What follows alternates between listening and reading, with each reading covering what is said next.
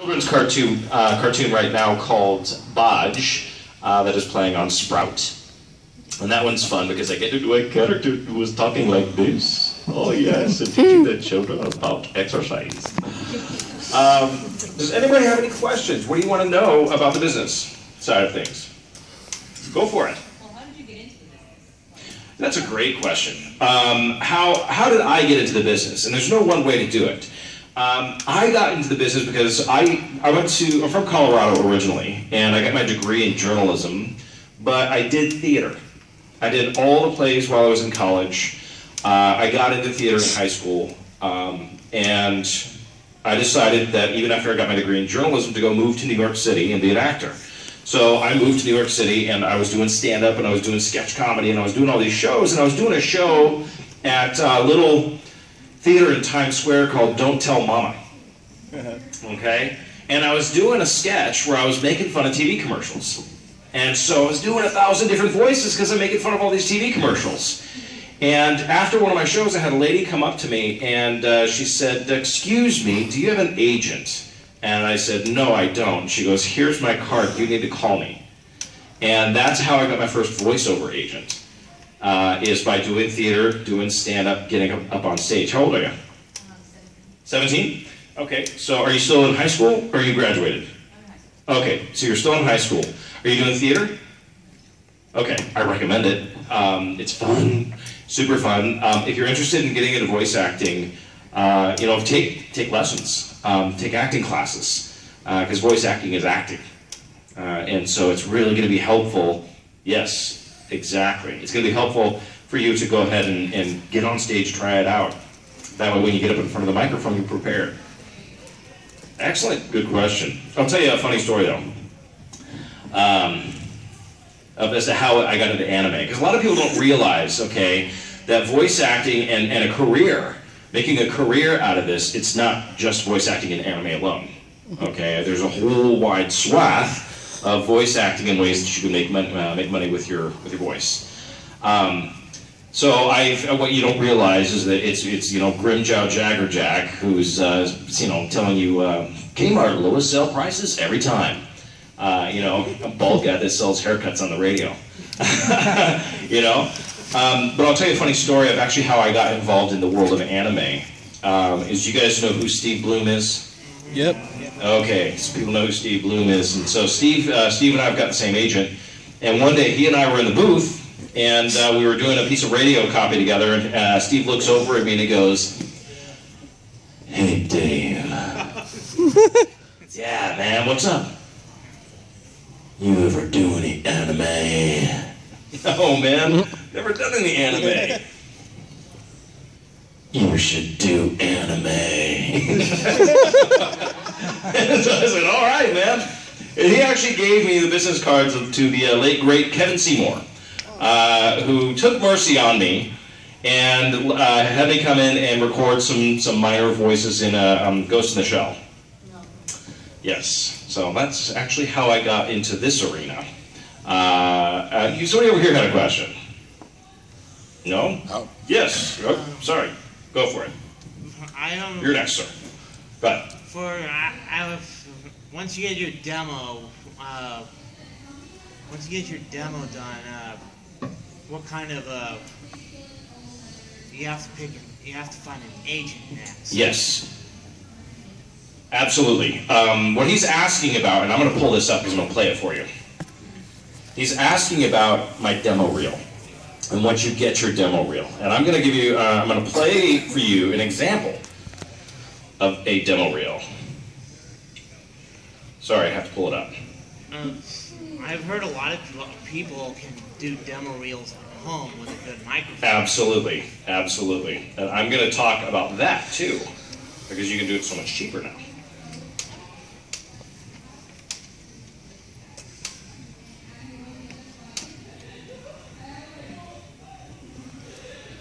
There we go. Okay, so I pulled up my demo reel for you. Now here's the deal. This is what you were talking about, sir. What's your name? Justin. Justin. What Justin's talking about is if you want to be a voice actor and it's something that you want to do, a lot of you raised your hand when I asked you that question, is you're going to need a demo reel, okay? And what a demo reel is it's basically your business card. All right? And this business card you are going to send out to producers, you're going to send it out to agents, you're going to send it out to people who are in charge of casting.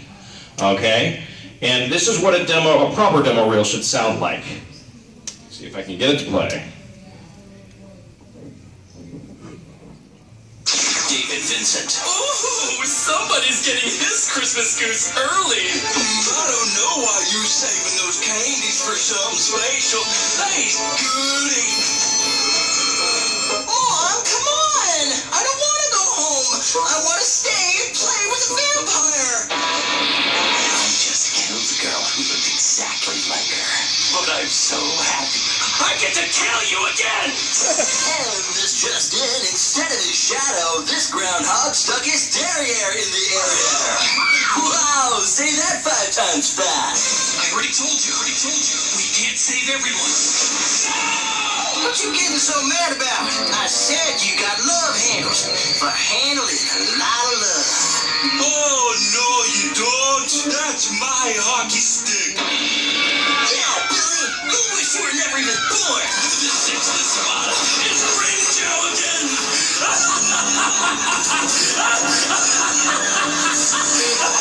That's ready, my special recipe pizza. Sorry, guys. See ya. David Vincent. Okay. Woo! Thank you. Oops. It's playing again. I don't want to hear it again. That should not Shut up! There. Bam. Got it. Okay, so that's an example of a demo reel. Okay, now that I had a professional splice all that together, but that was from a body of work that I've already worked on. Okay, now if you don't have a body of work that you've worked on, you can create your own. You can write your own scripts. Just make sure that if you're going to do a voice, do it in a voice that you can do for 4 hours. Okay? Because the worst thing to do is go in and lose your voice after you've only been in the session for 30 minutes and then the director's mad at you. Okay? But that is an example of a demo reel. Okay? You had a question. Yeah, I was wondering on these demo reels how many accents, you know, how much should you stretch your voice? Because, you know, for example, my natural range is more towards, you know, the authoritative father figure kind of thing. But, you know, trying to get falsetto is, you know, a little difficult. That's right, and that's okay. You put in there, here's the thing, is some actors are total vocal chameleons, okay, and they can do 1,000 different voices. Steve Bloom is a vocal chameleon. Even though he's got this big, deep voice, he can go, wah, you know, really, really crazy, zany voices. If you have a certain tone, like you're not going to be auditioning for any 5-year-old girls, okay? You've got to not for more than about 20 minutes. Right. So you have a big, deep voice, okay? And what you're going to want to do is you can do it with accents. You can do whatever the character voice that you want to put on there, go for it. But don't worry about, you know, huge amounts. Just do what you can do and do it well. Okay? Don't worry if you've only got, you know, 3 voices that you can do. That's not going to matter. Really what they want to hear is they want to hear your voice and what you can do. Okay? So, good question. Does anybody else have any questions? Yes, you, sir. Yeah, I know. I'm not going to name any voice actors, but some have the same voice no matter what, and they end up getting typecasted. Yep. Do you mind getting typecasted, or do you prefer to do different ranges and different things? I love doing different voices. To me, that's the fun of being a voice actor, but that's just been me. Even when I was a little kid, I used to drive my poor mom nuts, okay, doing the voices. And for me, getting to do and do different voices, especially accents and things like that, is awesome. I did a character, and I can't name the series, but I mean, well, it's actually the ooh, that guy. you know, who's really flamboyant, you know, and realizing that you're getting paid to talk like that, you know. And I like doing diverse characters. I like, you know, testing my limits. I find, honestly, that I've learned the most about what my abilities are behind the microphone, just doing it. So, yeah, some actors do get typecast, if that's what they have, though. If that's what they do and they do it well, as long as you're getting cast and you're making money, you know, that's what matters. That's what matters. Yes? Hey there, kids! It's the Kooky the Clown Show! Boop, boop, boop, boop, boop, boop, boop, boop. Oh boy. That's good. What's your name? Jonathan, Jonathan, how old are you? 12. 12. Very nice. You want to be an actor someday? Maybe? Well, you can do it. Don't ever let anybody tell you that you can't do it. That or a cook? Cook. Cook. I love food. Excellent. Hey, two of my favorite things, acting and food. I like it. Yes? What other skills would you, two questions, what other skills would you recommend for somebody looking to get into the business? And what does a typical day look like for you? Ah, that's a great question. Okay, so what she asked me is what other skills would you recommend for somebody who's looking to get into the business? I'll answer the first question first. The other skills that you're going to need, you need to be diverse. I also direct. I also produce. There's a lot of things. A lot of us wear many hats. And that's one of the things that, even if you want to do on camera, or if you want to be a voice actor, or whatever else it is, you really have to diversify so that you have more opportunities. If I only wanted to just voice act in anime alone, you know, my phone wouldn't be ringing very often. Okay, so you have to be able to diversify and be able to work in a lot of different areas. As far as skills, people skills. To be honest with you, people skills are going to be huge in this career. Being able to be punctual, be professional. It's not like you need to, you know, type 500 words per minute or anything like that to be an actor or to get into this industry. But I would just say, honestly, just being professional, courteous. A lot of, you know, sometimes people will get attitudes and cop attitudes, but just, you know, being a kind person and practice your skills. You know, take classes. We're in Los Angeles. This is the Hollywood. You know, this is where it's all at. So there's a lot of opportunity to take classes and things like that to help you really work your acting muscles, so to speak. Always, when you're going to go into an audition, make sure that you meet that audition by being prepared. The worst thing that you can do is go into an audition and not be prepared, because then that director is going to remember you for the wrong reasons. And you will not see that director again. So those are definitely skills of just people, and just be committed to it and be prepared to work hard. Be prepared to work very hard. And you had what was the other question? What a typical day looks like. Okay, so a typical day looks like, here's what a lot of people, a big misconception. Let's see, a typical day for me is I get up, I roll out of bed, get into my limousine. No, a typical day is auditioning. I have established over the years, I've been at this a long time, and I've been at this for 17 years, so I've been doing this a long time. But what I've established are relationships with different production companies, producers, directors that I know. I've also got representation. I have an agent, I have a booking agent, I have a commercial agent. So what a typical day for me looks like is I get up, then I will typically go into my auditions. And in my auditions, you go through and you're going to break the characters down. If it's an animation, if it's a commercial audition, then I go and sit at I have an office in my house, and I sit in my office and I record my auditions. And that can last a couple of hours to sometimes all day, just depending upon how many auditions you have. And if you don't have auditions, search for them. Then often I'll get outside auditions. I also do on camera as well, did guest stars on NCIS and stuff like that, Mentalist.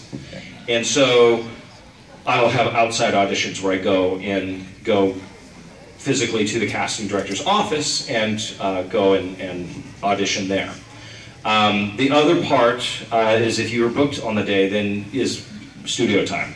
We are going in, if you're working on a series, I know we just wrapped the series Kill la Kill, just right before Christmas. Good show. If you haven't seen it, it's epic. Really good. But yeah, and then you go into the studio and you work there, or you show up on set when you're designated to be there, and you act like a professional, but have fun. So that's the typical day. What I'm going to say is this, though, is that 90% of our jobs are auditioning. So if you want to be an actor, it's something that you're an actor on camera or for voiceover, learn to love auditioning, because that's what you're going to be doing 90% of the time, is auditioning. So love that process, enjoy it. Don't get caught up on, oh, I hope I get this. Because if you do that, I guarantee you won't get it. And just have fun with it, but really, really learn to love auditioning. Great question. Yes? How important is location? I live up in the San Francisco Bay Area. There's a lot of stuff up there. Yeah. You know, so I'm wondering, you know, like, you say you've done a lot of anime, and from the sound of it, most of the production of the anime is done in the LA area. Yeah. So if you're looking to go into anime, just for example,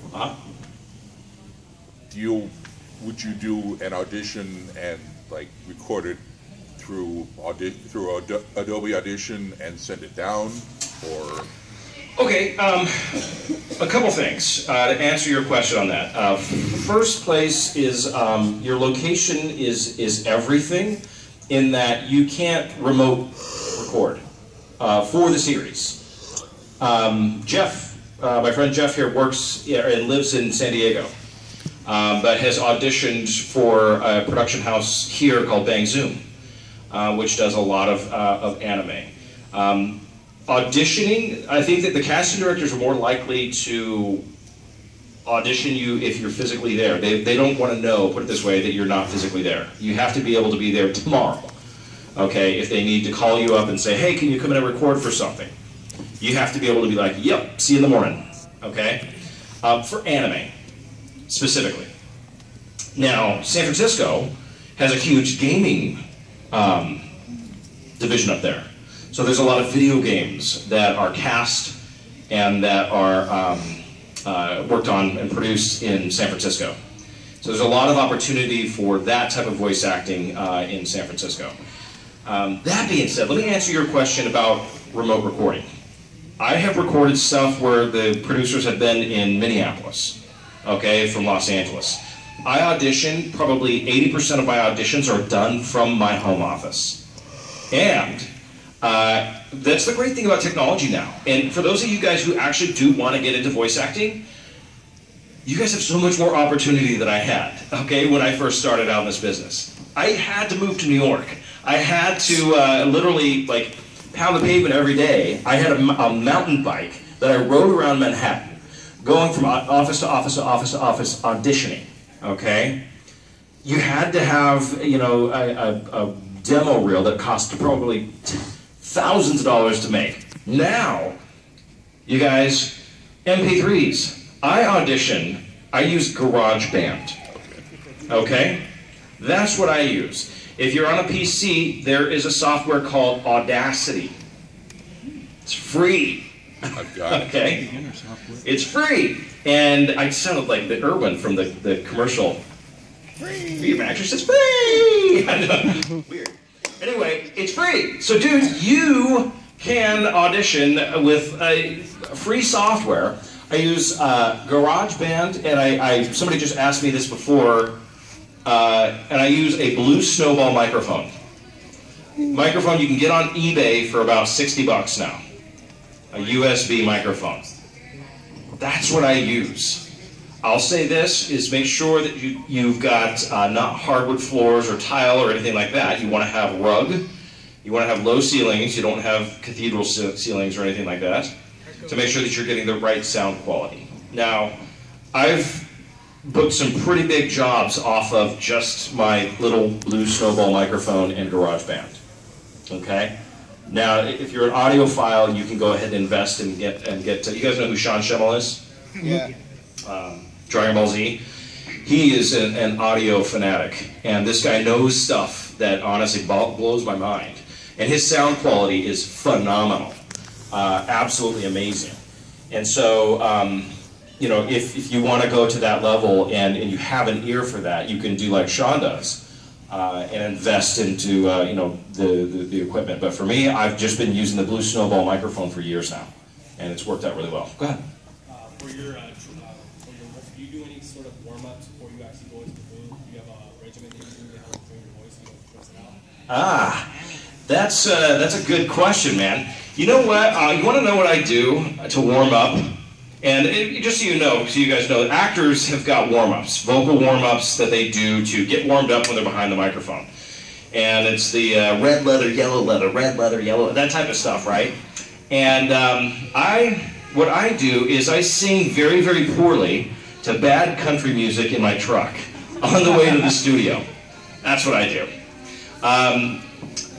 As far as, now here's the thing, is he asked me about not hurting your voice. And one of the things, and this goes for men and women alike, is screaming, especially with video games, especially with anime, is we get asked to scream a lot. And there are who here sings?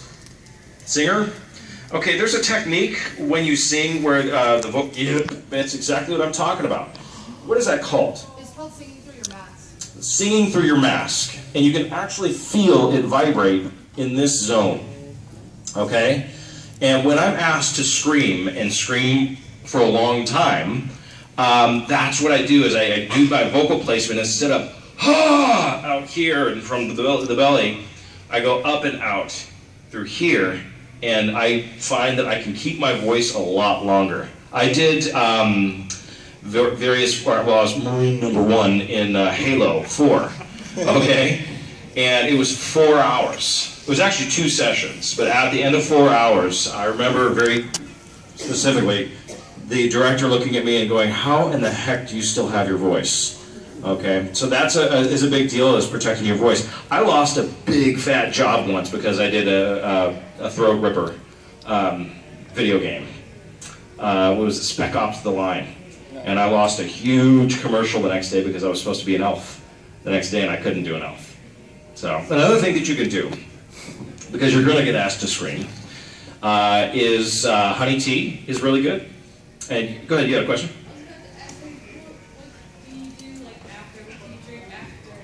What do you drink after? Honey tea is actually is very good. Some people will disagree with me on that. I have found, and I'm not endorsing this, okay, but there was a director that I worked with. I was working on Code Geass, and great show, but literally I got to the studio and I'm like, "Hey, Kevin, good to see you, man." And we get in and start getting down to business, and within the first 30 minutes, I'm there, and all of a sudden I start going marshmallow.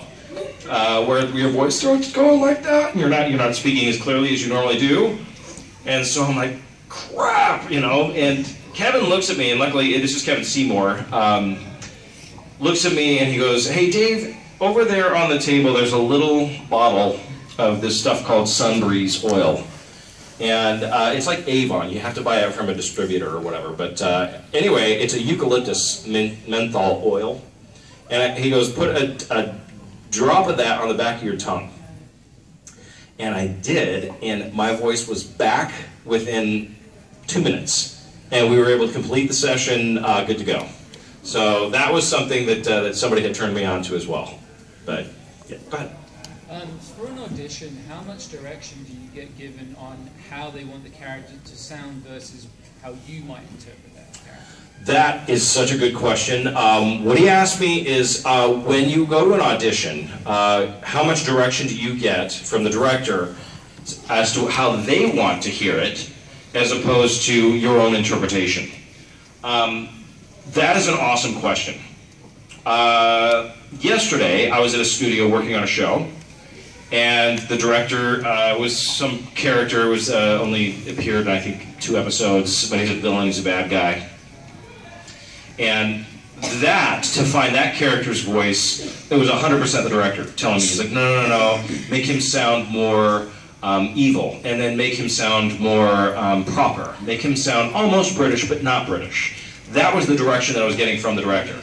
But I also didn't have the character breakdown. When you get the audition, okay, and you get that character breakdown, that's 100% your interpretation, okay?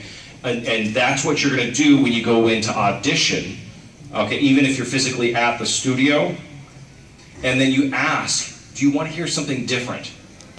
This is what I do, is I'll go ahead and because understand this, that most of the time now when we audition, we're auditioning from home. It's more often than not you're auditioning from home. Occasionally we go into the studio. I always prefer to go into the studio to audition, just because you can get that direct feedback from the director. But if you're auditioning from home, you're not going to get that feedback. So what I'll do is when I send my MP3 in, I purposely write in every email, please let me know if you want to hear something different. And the reason why is occasionally my choice as an actor was different than what the director was looking for. And if the director, then I can get that feedback from the director and then make my adjustments and send it back to him or her. So that's a big deal. But here's one thing that I'm going to say. I cannot recommend enough taking classes if you're serious about doing this. Make sure that the people are reputable who you are taking the classes from. But I cannot recommend enough taking classes, because I've had 17 years of going to casting directors' offices and getting feedback. That type of experience you cannot get nowadays, because everything's from home, where you're directing yourself. And you're not getting any feedback from a director or another professional. And that's huge, and it's hugely important if you want to be an actor. So I feel like I'm lecturing in a college class right now. Get it right! Anybody else who has a question?